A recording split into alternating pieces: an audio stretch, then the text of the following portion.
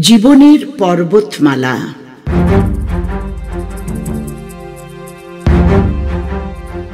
যে পাহাড়টা তোমার পিঠে গজিয়েছিল, তুমি বুঝতেই পারোনি কিভাবে প্রতিদিন বেড়ে উঠেছিল। একদিন আর চলতে পারছিলে না, তখন মাথা ঘুরিয়ে দেখে অবাক, এত বড় পাহাড় অথচ তুমি দেখতেই পারোনি।